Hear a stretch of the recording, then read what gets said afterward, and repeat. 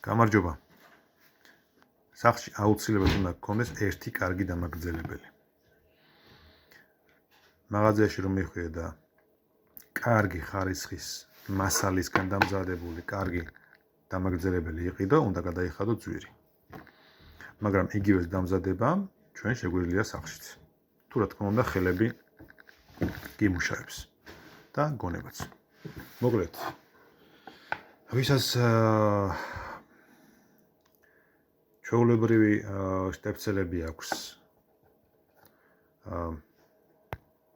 დამიწების გარეშე ესეთი შტეფცელები გჭირდება. ესეთი დამაგრძელებელი გამოგადგება. ვისაც დამიწებაც აქვს სახლში, მაშინ აქ სხვანაირი შტეფცელი უნდა იყიოთ, მაგრამ მასალა უნდა იყოს აუცილებლად მკვრივი ებონიტის ან ძალიან კარგი ხარისხის პლასტმასის. ეტყობა ხოლმე პლასტმასს, კარგი ხარისხია თუ არა და შეიძლება ზედაც ეწეროს უპაკოვკაზე, რომ არის ცეცხლგამძლე.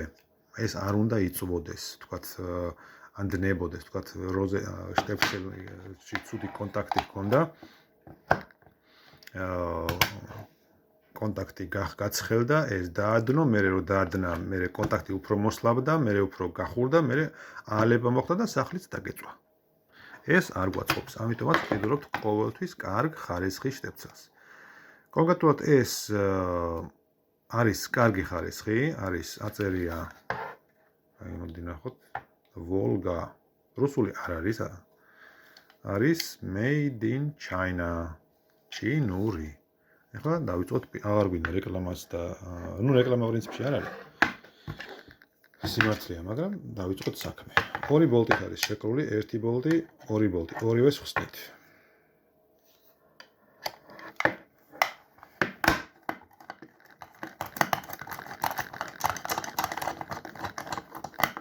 ადრეს არ ვაჩერებ, რომ დაინახოთ რეალურად რა და რამდენ ხანში კეთდება. აი დაითვალეთ რამდენ წამში შეიძლება გაკეთდეს ესა თუ ის საქმე. შიგნიდან გვაქვს ესეთი ფირები, ჟესტი არის გადაღუნული და გაკეთებული ესეთი კონტაქტები. აი ნახეთ რა ხდება, როდესაც ჩვენ მასში ვყოფთ ვილკას. ნახეთ, გაფართოვდა და ანუ უჭერს. აი აქ და აქ არის შეკრული. გამოვიღეთ, შევიწოვდა. აი ნახეთ, იგივე მოჭერის პრინციპი ეს არის. აი ეს არის კარგი კონტაქტი. ეს ფირი ადრე უფრო სქელი მასალისგან იყო დამზადებული და მოჭერაც უფრო უკეთესი ჰქონდა. ეხლა თხელია შედარებით, მაგრამ ჯერ კიდევ კარგია. ეხლა ნახეთ რა ხდება. თავარია, აი ეს იყოს ლატუნი, ეს არის ლატუნი. როგორ ვამოწევთ? ვიღებთ მაგნიტს. აი, ხედავთ თუ მაგნიტია, ხო? ჩვეულებრივი მაგნიტი. ჩვეულებრივ ნეოდინის. და ვადებთ იმაგნიტებს თუ არა. თუ ეს არის მონიკელებული ან მოსპილენძებული რკინა, რა თქმა უნდა, ამას ნაგავში უშვებთ, ან მივდივართ მაღაზიაში და უკან ვაბრუნებთ ვცვლით. აი, მარტო ბოლტია რკინის. ნუ ზოგიერთ მოდელებში ესეც იშვიათად, ძალიან იშვიათად, ესეც არის ხოლმე ლატუნის. რას ვაკეთებთ ახლა? აი ეს უნდა მოვხსნათ.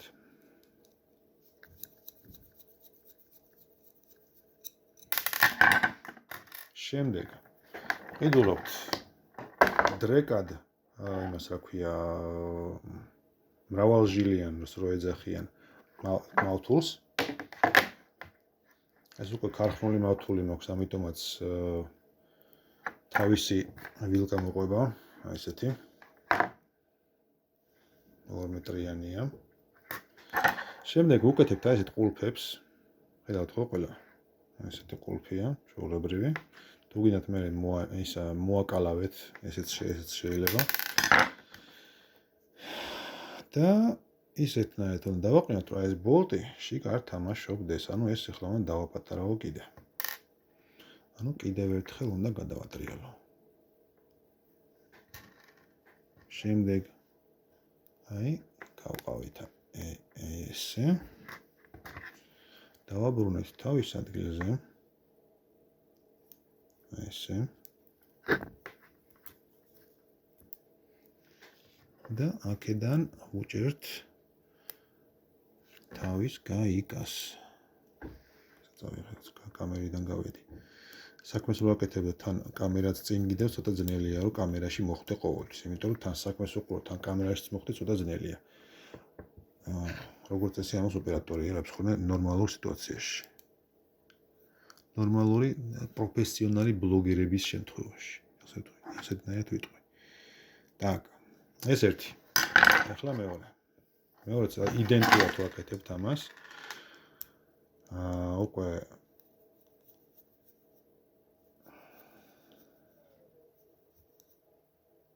ხუთი წუთი გავიდა, 5 წუთი ვლაპარაკობ, ბიჭებო დაიჭირო. ჩემი კამერა მაჩვენებს რომ 5 წუთია ლაპარაკობ. კარგი, ამ მეორეს უკვე დავასტოპებ, რომ არ წაგართვა. Так, ესენი დავაყენე, მაგრამ ჯერ არ დამიჭერია, ნახეთ თამაშობს. ბოლომდე არ უჭერთ. შემდეგ ხსნით ამ სკობას. აქ აქვს პროვოდის დასამაგრებელი სკობა, ეგრეთ წოდებული სკობა. აქ უკვე შურუფებია, ნახე. ბოლტი არ არის. ადრე ბოლტით მოდიოდა ხოლმე. ამასაც თუ გინდა ვტოვებთ, თუ გინდა ვაგდებთ. ჩემს პროს თავისი ისა აქვს პლასტმასი, ამიტომაც დამცავი პლასტმასი, ამიტომაც ამას დავაყენებ. და ვაზომებთ, სად უნდა იჯდეს. ზომაზე. აჰა. ესე უნდა იყოს პროვოდი. აი ესე ვაკეთეთ სწორად, ჰორიზონტალურად და ვუჭერთ. ანუ ამ შემთხვევაში მე სიტუაციას შევხედე კონსტრუქციას, რომ სად უნდა გაევლო პროვოდს. პროვოდი გადის, ნახეთ. აქ შემოდის პროვოდი, აი ეს მაგისტრალი. შემდეგ აი ეს ამას გარშემო შემოვლით და დგება სადღაც აი აქ. იდენტურად მეორე მხარეს. ამიტომაც პროვოდი უნდა იყოს გვერდიდან. აი ჩადგა ერთი ცალი. ახლა მოდი მეორესაც დავამაგრებ. და მე გავაგრძელოთ ეს სიტუაცია.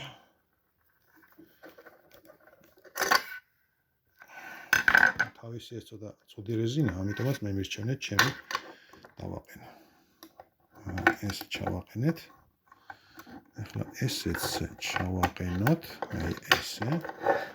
ყველა პაზში უნდა ჩაჯდეს, ეს ჩახდეს და კარგად ჩაჯდეს. აჰა. ჩაჯიქი მეთქი. აი ესე. და ეს შიგნით შევაცუროთ, აი ეს. შემდეგ ამას ესე გადმოვწევთ. ამას თავის ადგილზე ვაბრუნებთ.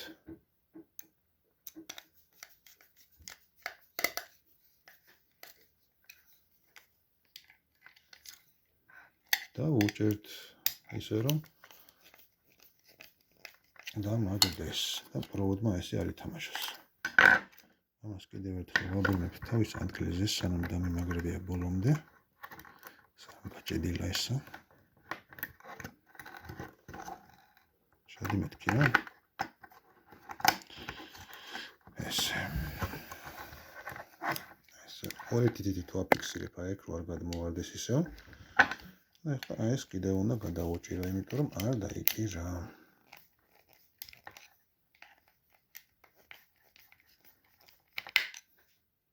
აჰა, აი დაიჭირა.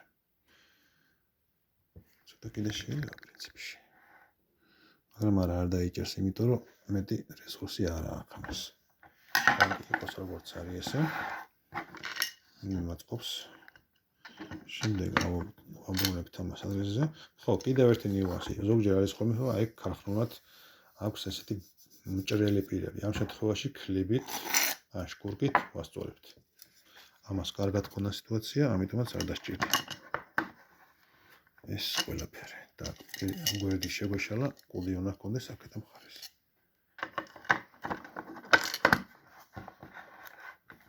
უკან ვამაგრებთ, აი ესეთ გაიგას თავისას. თითო აფიქსირებთ არ გადმოვარდეს. და აქედან ვუჭერთ. всё. რატომ ჯობია, რა თქმა უნდა, რატომ ჯობია რომ შენით აწყო ეს ყველაფერი? კი, დიდ პატივს ავცემ ბრენდებს და ქარხნულ ყველაფერს, მაგრამ არაერთხელ ყოფილა, წუნი ყველას აქვს. წუნი ყველგან ხდება. და გირჩევნია შენით აწყო, ვიდრე იმ წუნმა, იმ ქარხნის წუნმა შენი ტექნიკა შეიწირო. ზოგჯერ ხდება ხოლმე, რომ აი ეს კონტაქტები შიგნიდან პროვოდები კარგად არ იყო დაჭერილი, ან სადღაც გაბზარული იყო, ან გატეხილი იყო, ან რაღაც ამდაგვარი იყო, ან თვითონ ეს ფირფიტები ლატუნის იყო, არა ლატუნის, არამედ რკინის. ქონდა ესეთი შემთხვევა, მათში ვარ ვიყიდეთ და ხელოსანმა რა თქმა უნდა გვითხრა, რომ სტაბილიზატორი იყიდეთო სპეციალური ესეთი ოთხკუთხედები რო იყიდება თავისი დამცავი სქემით. დავით ვიყიდეთ, საკმაოდ ძვირი გადავიხადეთ. და მოვედით და კიდე კაი მომინდა შიგნით ჩახედვა, რისგან იყო დამზადებული და ის ფირფიტები, რაშიც ეს ვილკა უნდა ჩარჭობილიყო, იყო რკინის. რა თქმა უნდა, არც კი გამომიყენებია, ესევე ავაწყე, წავიღე და დავაბრუნე. გაყიდვას ხმაც არ ამოუღია, ესევე დაიბრუნა. მოკლედ გვაქვს უკვე მზა შტეფცელი, თავისი შნურიანად, და გადავიხადეთ კაპიკები. ეს ღირს 4 ლარი. თითო ლარი, ანუ 3-იანი 3 ლარი აღირება, 2-იანი 2 ლარი აღირება, 1 2 3 4 4-ზე მეტი, ესეთი ფირმა და ესეთი მასალისგან ეს არის ებონიტი, არ იწვის და თუ კი ხურდება, გამოსცემს სუნს და შენ მაშინვე მიხვდები, რომ ეს სადღაც რაღაც ხდება. ამით და იმ სუნით იპოვი, სად არის ეს დაზიანება. ამიტომაც ეს მასალა მე მომწონს. პლასტმასის შემთხვევაში სანამ ცეცხლი არ გაჩნდება და სანამ არ დაიწვება სახლი, შენ ვერ გაიგებ, რომ იქ რაღაც დაიწვა. და თუ იპოვი კიდე, დროულად სანამ ცეცხლი გაჩნდება, იქნება ეს ყველაფერი ამომწვარი თავის შტეფცელიან, ვილკიან ყველაფრიან. ებონიტი უფრო სანდოა. კარგით, რეკლამა არ არის ეს, უბრალოდ გეუბნებით რეალობას. ყველამ ეს არ იცის. აბა წარმატებები თავი არავის მოატყუებინოთ.